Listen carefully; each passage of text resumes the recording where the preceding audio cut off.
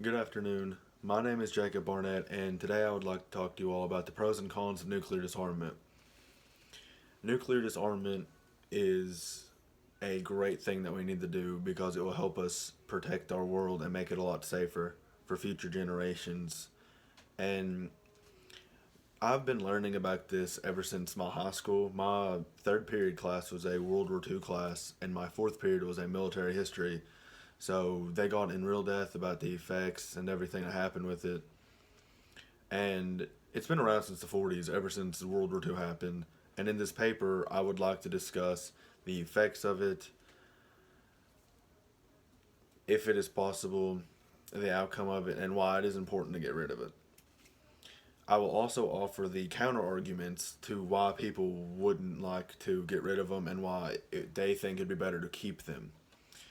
So let's start this out by talking about the effects of it. Nuclear bombs are the most devastating weapon in all of mankind. It's literally fire raining from the sky in many choices.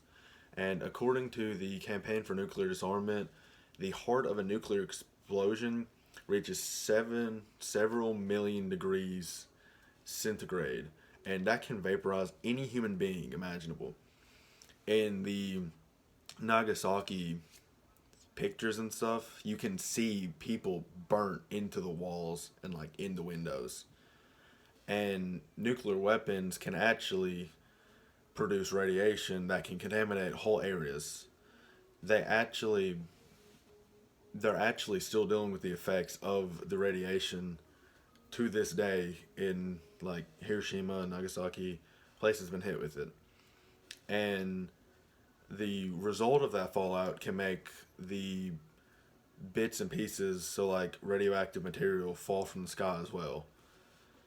And it's just crazy because it's literally the most devastating thing, and it's something that we built, and it can hurt us for future generations to come.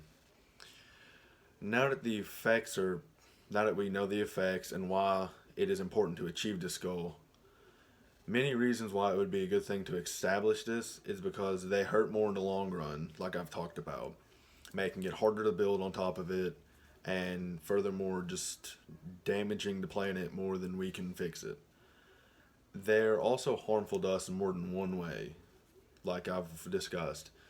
When the military uses these weapons to attack military bases and just high priority targets, it can cause a lot of more collateral damage and hurt civilizations that were not meant to be hurt in the process.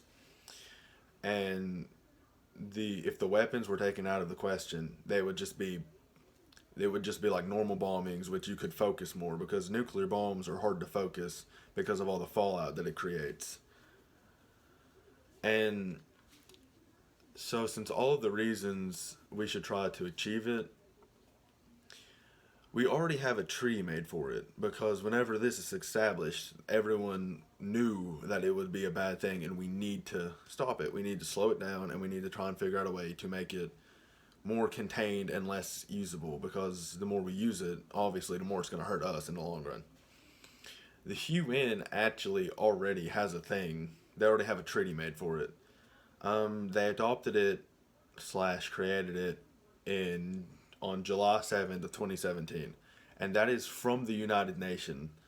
Like the exact website that talks about it, they state that they have adopted it on that day. And if it was achieved, then we could use the money for other things. So our schooling would be a lot better, Medicare, because I cannot remember the precise numbers for it, but it was if we would stop making these bombs, because each bomb costs like I believe 100,000 to make, if not a lot more, like in the millions. That money that we're using for that could go to schools and hospitals and just public service. It could be used to help better the schools, the roads. Just it would help increase our value as a nation.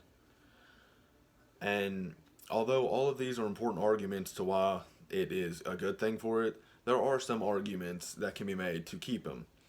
So one of the one of the main things for it, and this was from the Heart Foundation, I believe is the name of it. It would lose our security, and it would also make us more less threatening in negotiations. So a lot of people after World War II quit messing with the United States because they knew that we had literally the power to send fire on them and just radiation poison and all of that. So if we took bombs away, it would decrease our security. However, if we took bombs away, then not other country would have it, so it would actually make us safer because they would not be able to use nuclear fallout as a threat to us and as a threat to other people. And that would also help the treaty fact because if they can't use nuclear bombs to intimidate other people, then the treaties could go a lot smoother and make it a lot easier, and we would have to think more about it because we can't just use intimidation factors. I'm hoping that all of this would have changed your mind and pointed you towards the pros of nuclear disarmament because it is a bad thing, and it's not only is it polluting our world, it's hurting us, and it's just hurting us more in the long run than it is anything else. And I focus on the effects of nuclear disarmament, why it is important to get this thing going and get it more achievable, and if it is possible, which it is possible if everyone chips into it and gets it better. In addition, I also added some of the cons to it to show why you wouldn't do it. Today, I hope that this convinced everyone to go pro nuclear disarmament, and hopefully you can be a part of a world that takes away these weapons and makes it a lot safer for our kids and our future generations, where they don't have to worry about any of this happening. Thank you all for letting me talk, and I hope everyone has a good night.